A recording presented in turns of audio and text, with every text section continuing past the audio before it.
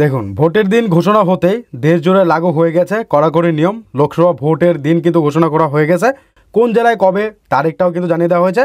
জানিয়ে অলরেডি আমি আপনাদেরকে ভিডিও দিয়ে দিয়েছি। তবে ভোট যেহেতু ঘোষণা হয়ে গেছে, কিছু নিয়মও জারি করা হয়ে গেছে। আদর্শ আচরণবিধি যে জারি করা হয়েছে সেগুলো যদি না মানলে তাহলে কিন্তু মামলা এবং জেলও করা হতে পারে। ঠিক আছে, তো এই মুহূর্তে কিন্তু আপনাদের জন্য এই আপডেট, যা আপনাদেরও জেনে রাখা দরকার। শুধুমাত্র যারা ইলেকশনে দাঁড়িয়েছে তাদের জন্য কিন্তু না, যারা সাধারণ মানুষ রয়েছে তাদের জন্য কিন্তু খুবই গুরুত্বপূর্ণ। তো প্রত্যেকেরই জেনে রাখা দরকার।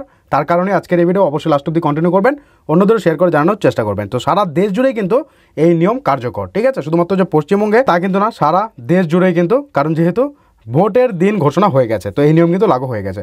তো কী কী নিয়ম চলুন সমস্যা দেখে দিচ্ছি। তার আগে বন্ধুদের কাছে ছোট রিকোয়েস্ট, ভিডিওটিকে লাইক করে সাবস্ক্রাইব বাটন প্রেস করে পাশের বেল ক্লিক করে অল নোটিফিকেশন সেট করবেন যারা করে রেখেছেন, অসংখ্য ধন্যবাদ। দেখুন কী কী নিয়ম মানতে হবে জানেন কি আপনি? দেখুন, বলা হচ্ছে মডেল কোড অফ কন্ডাক্ট আজ থেকে চালু আদর্শ আচরণবিধি। তো কী কী নিয়ম মানতে হবে আপনিও অবশ্যই জেনে রাখুন এবং ভিডিওটিকে শেয়ার করবেন, প্রত্যেকে যেন জেনে রাখতে পারে।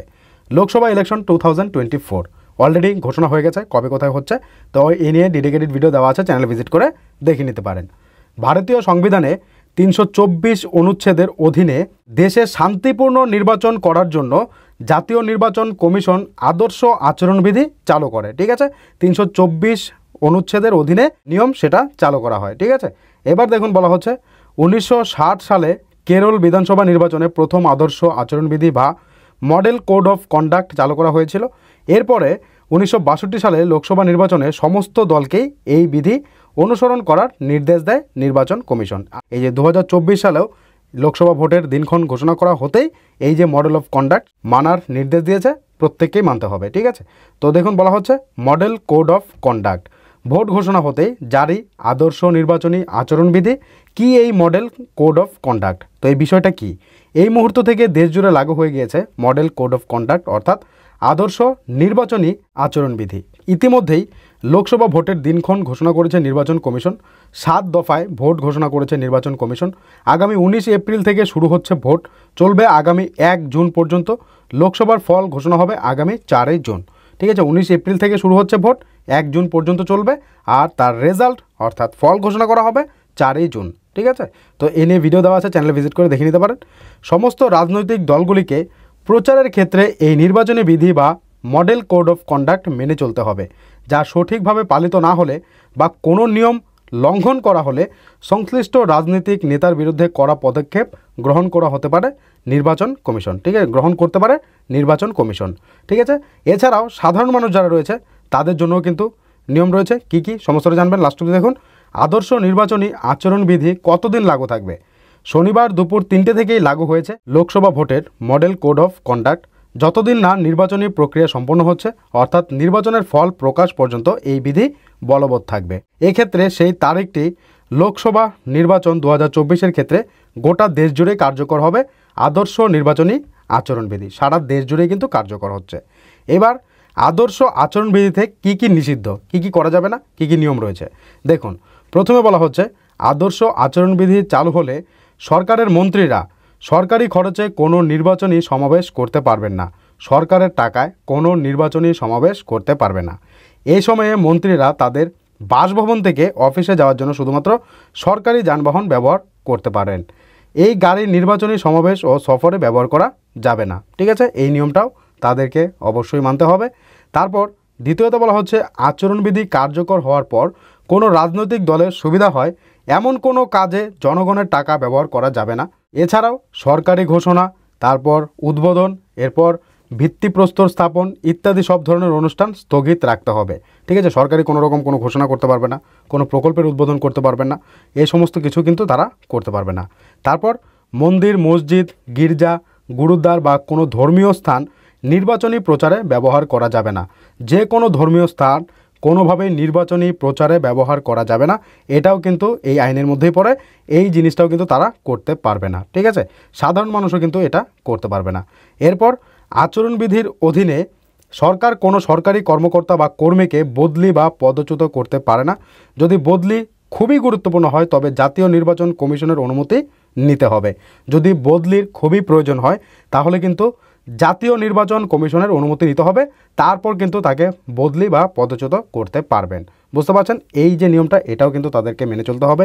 এবার 5 বলা হচ্ছে কোনো মিটিং মিছিলের আগে এবং একটি সরকারি বা ব্যক্তিগত জায়গায় লাউডস্পিকার ব্যবহার করার আগে স্থানীয় পুলিশের কাছ থেকে লিখিত অনুমতি নিতে হবে। রাত 10টা থেকে সকাল 6টার মধ্যে লাউডস্পিকার ব্যবহার করা যাবে না। রাত 10টা থেকে সকাল 6টার মধ্যে এই লাউডস্পিকার তারা ব্যবহার করতে পারবে না, আর তার জন্য কিন্তু পুলিশের কাছ থেকে লিখিত অনুমতি নিতে হবে। তারপর কোনো সরকার, রাজ্য হোক বা কেন্দ্র সরকার, ঠিক আছে, রাজ্য সরকারি হোক বা কেন্দ্র সরকারি হোক, লোকসভা ভোটের ঘোষণার পর থেকে তা শেষ না হওয়া পর্যন্ত কোনো উন্নয়নমূলক প্রকল্পের উদ্বোধন করতে পারবে না। ঠিক আছে, তারা কোনো রকম কোনো প্রকল্পের উদ্বোধন করতে পারবে না, কোনো শিলান্যাসও করতে পারবে না, সরকারি প্রকল্পের প্রতিশ্রুতিও দিতে পারবে না। ঠিক আছে, কোনো রকম কোনো প্রকল্পের টাকাও দিতে পারবে না, কোনো শিলান্যাস করতে পারবে না, উদ্বোধন করতে পারবেন না, কোনো প্রকল্পের প্রতিশ্রুতিও তারা দিতে পারবে না।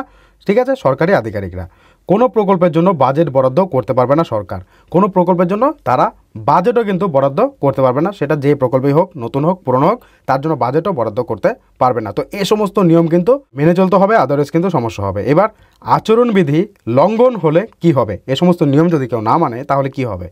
কোনো রাজনৈতিক দল বা তার প্রার্থী যদি আচরণবিধি লঙ্ঘন করে তবে প্রচারে নিষেধাজ্ঞা জারি করা যেতে পারে। ঠিক আছে, তারা যে প্রচার করছে তার উপর নিষেধাজ্ঞা হবে, তারা প্রচার করতে পারবে না। এমনকি প্রার্থীকে নির্বাচন প্রতিদ্বন্দ্বিতা থেকেও বাধা দেওয়া হতে পারে যদি নিয়ম লঙ্ঘন করে।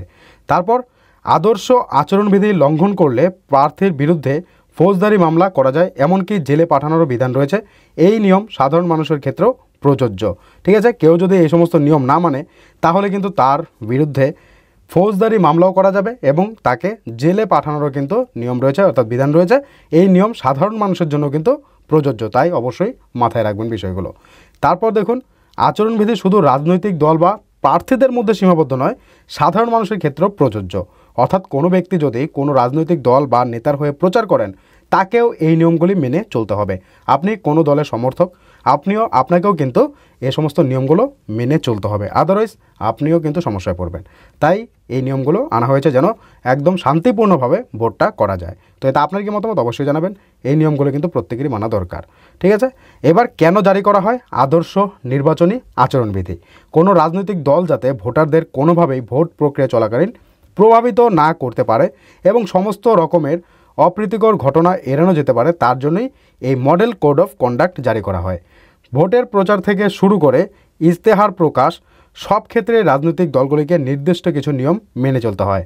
অ্যাম্বুলেন্স, জলের ট্যাঙ্ক সহ অন্যান্য সমস্ত সরকারি পরিষেবা প্রদানকারী গাড়িগুলিতে সংসদের নাম সরিয়ে ফেলতে হবে আদর্শ আচরণবিধি বলবৎ থাকাকালীন। ঠিক আছে, এই মডেল কোড অফ কন্ডাক্ট অনুযায়ী যে এলাকায় যেদিন ভোট হবে তার 48 ঘন্টা আগে থেকে সেখানে কোনো দল প্রচার করতে পারবে না।